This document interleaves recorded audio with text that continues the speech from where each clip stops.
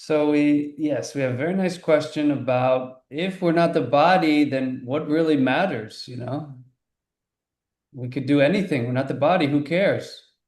So that's good. And as we were saying, this is the spiritual concept of the self identity, but it's presented in a broader context of the universe, of the laws of nature, of compassion, and of proper ethics to help us mature in that realization. So I'm not this body, you're not that body. So why does it care? Why does it matter? Well, it matters because we are all bound by our actions, whether it's good or bad.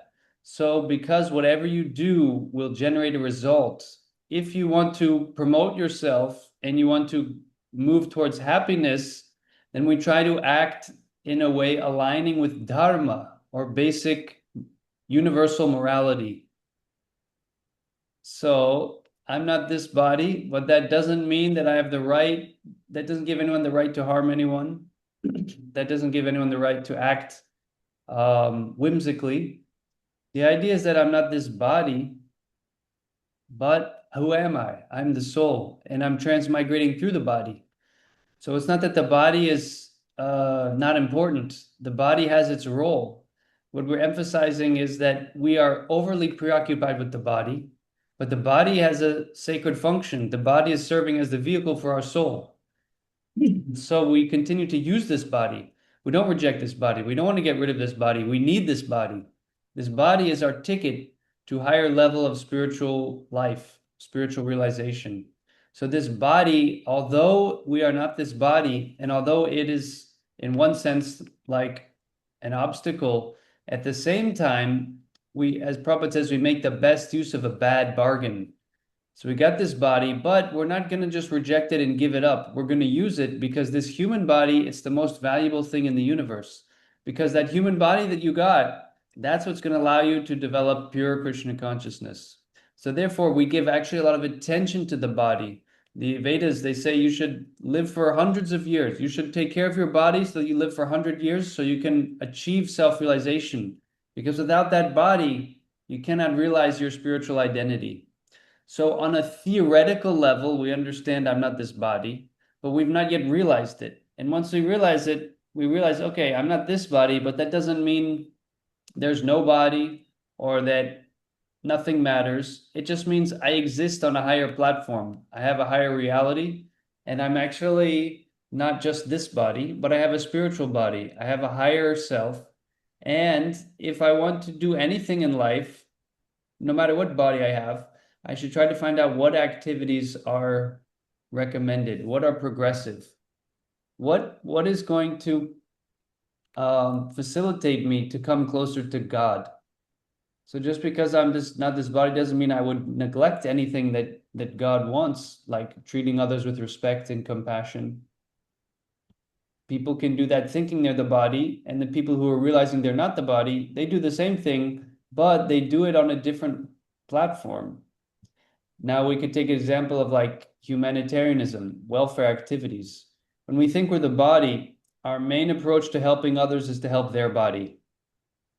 And therefore you have like in Christianity also the concept of doing good to others means helping their body.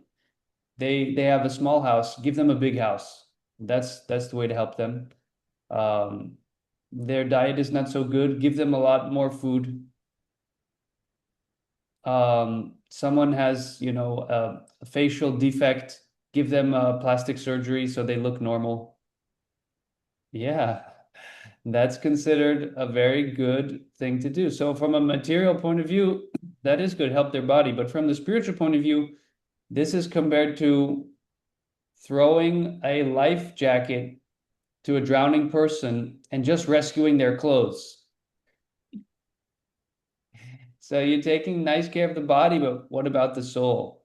So the main thing that should be cared for is the soul. And what does the soul need? The soul needs spiritual knowledge. It needs spiritual activity. So in Krishna consciousness, we see, yes, everyone needs help. We should be compassionate, but how should we do it? We should try to give them transcendental knowledge.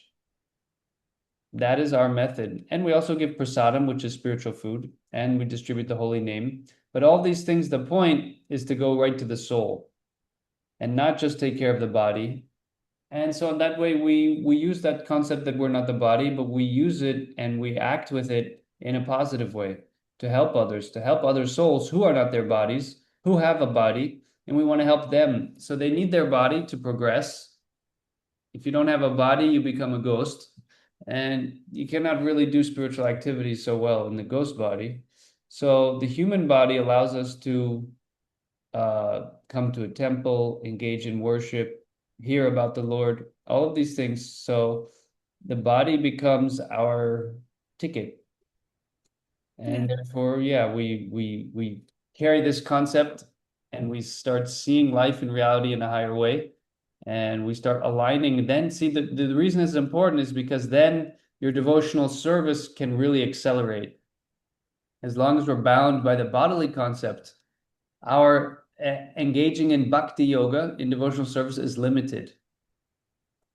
So Srila Prabhupada would give the example of how when someone is really working hard for Krishna, maybe they're distributing books on the street, and it's very hot and it's very uncomfortable. But what happens normally, one would think this is too hot. I'm not having fun.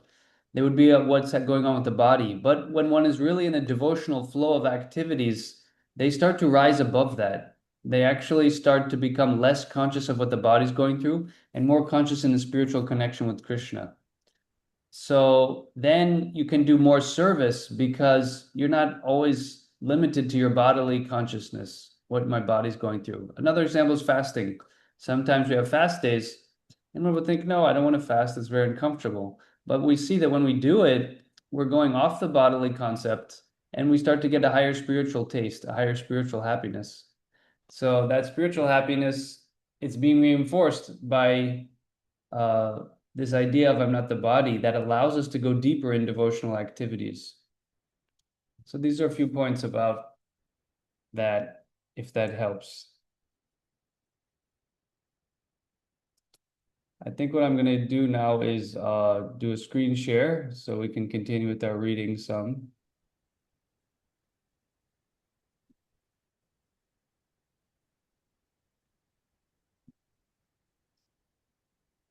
And just so you're aware, the connection doesn't seem so good. Yeah, I might go off Yeah, just to like conserve bandwidth. So yeah, excuse sounds me. fine. I'm still here. Okay. So let me set up screen sharing. I liked this answer. There's a lot there. So Mm-hmm. I'm gonna consider all the different points you made. Okay, yeah. Can do. Yeah, there was a lot in there actually. Yeah. Okay. So we're finishing up the second chapter of Beyond Birth and Death.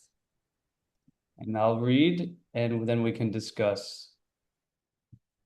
In this material world, we've become acclimatized to birth, death, and all sorts of suffering. Material scientists have discovered many facilities for sense enjoyment and destruction, but they have discovered no solution to the problems of old age, disease, and death. They cannot make any machine that will check death, old age, or disease. We can manufacture something that will accelerate death, but nothing that will stop death. Those who are intelligent, however, are not concerned with the fourfold miseries of material life, but with elevation. Maybe you could mute there in the meantime. Okay, I'm good. Those who are intelligent, however, are not concerned with the fourfold miseries of material life, but with elevation to the spiritual planets.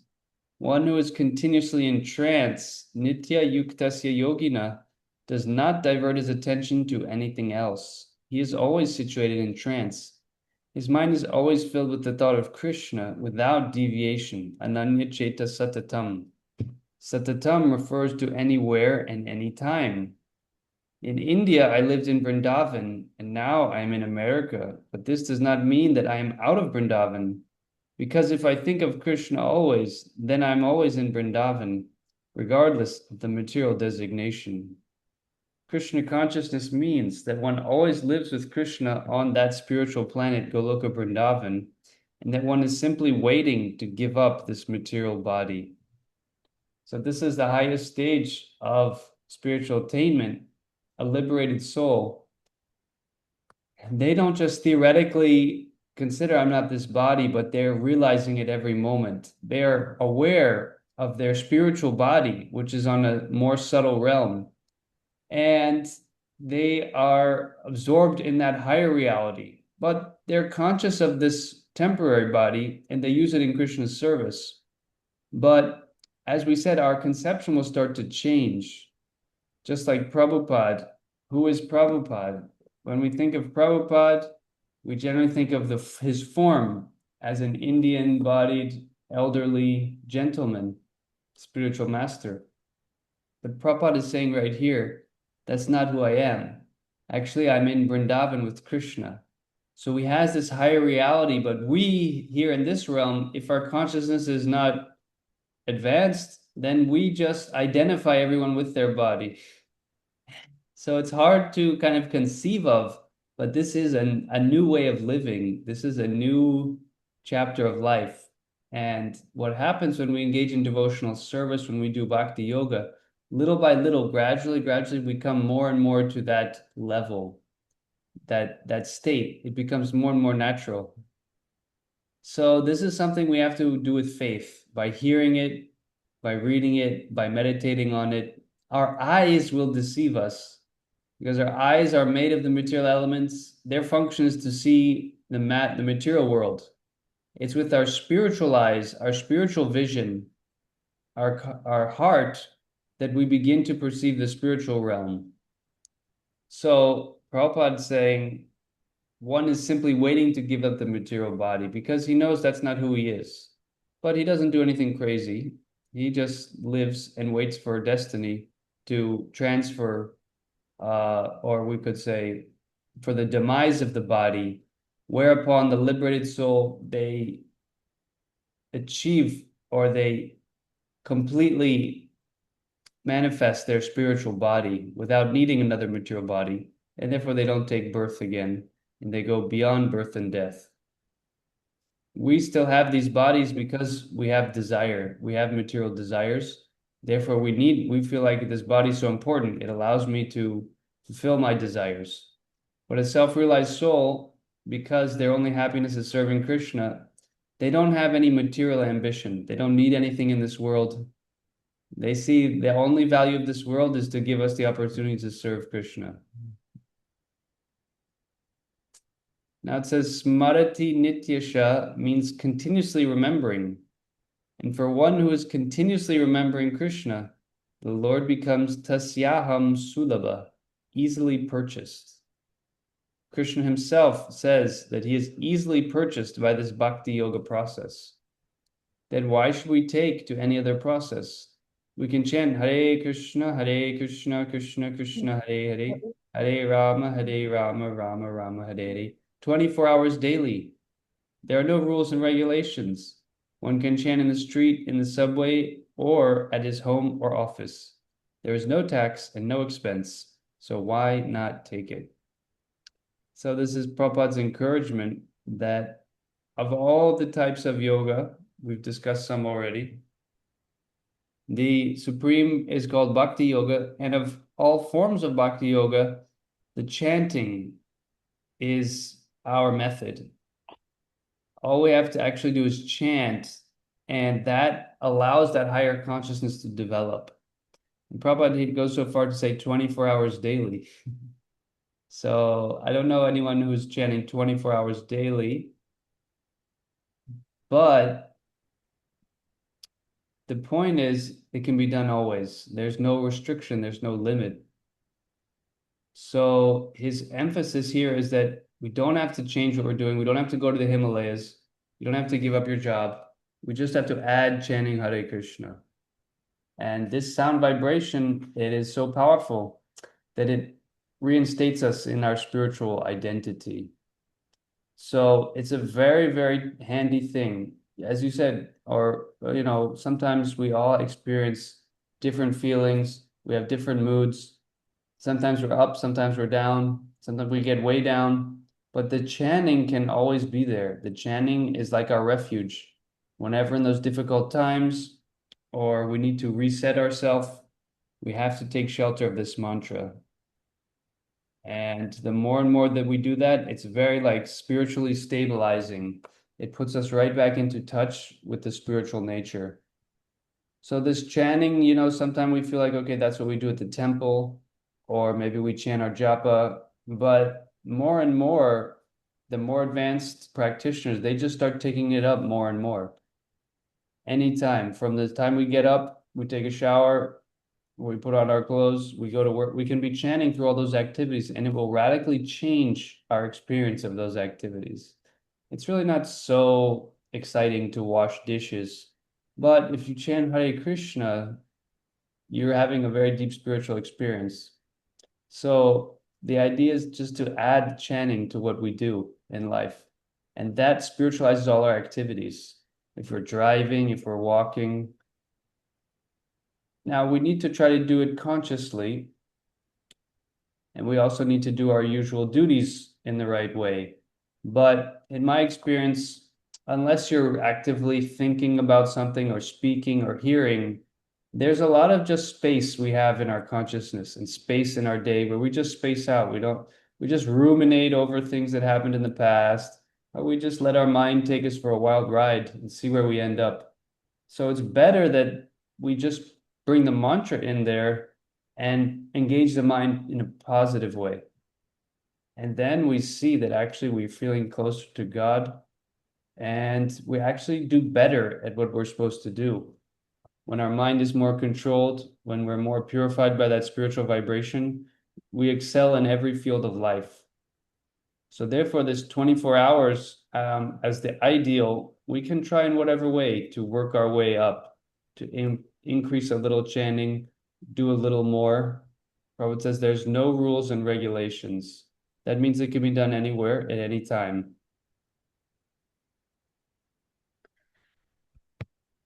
That's something I've had so much trouble with over the years. I can't tell you how many starts and stops I have had. You know, it's funny because giving up eating meat, no problem. Mhm. All the rest of the stuff has been pretty much over time, it's all come. But that one, the chanting, oh my God. Do you mean But like, that idea about like, you're doing something, some other thing, you're yeah, washing the dishes and you can chant, that's never even crossed my mind. yeah. Yeah. That's sometimes easier too. Are you referring more to japa, like chanting on beads? That's very difficult. Like that, it's very difficult. Yeah. Yeah, so you have to find what works. I mean, if it's really, really hard with the beads, then just take time during your day and get the chanting in. You can be physically doing something, but it's really about the time. Eventually we get into the number of rounds, and there's a lot of mercy that comes when we increase that. But if you're finding that too complicated, just try doing other things, when you're going for a walk, or you can sing. When we start singing the mantra, then it becomes kirtan. And often that Right. that becomes a little easier for the mind to get absorbed in it because there's a melody, there's a groove. So we can also just sing all day. It doesn't have to be chanting like a monotonous. You can sing also. That's kirtan, and that's also chanting. So you can chant or sing. We should sing Hare Krishna 24 hours a day. Be like a little songbird all the time singing. That's really happy. That really make us feel good, and others also. It would. It It's would. nice to Thank you. be it's nice to be around people who are singing. They're in a good mood, and so somehow or other, and that's the idea. There's no rules and regulations. We should just sing or chant when we can. Thank you. Yeah. So, I think we'll probably just keep it a short session today. And usually I go another 10 minutes, but we're at the end of the chapter here. And as you said, also sometimes That's these good. things are good That's good. to ruminate over, to think about. And next time we'll start chapter 3. Liberation from material planets. All right. Narayani, Mother Narayani gave Let me me let me a pause soft let me cover. pause the recording here Okay. and Yeah, Mother Narayani gave me a soft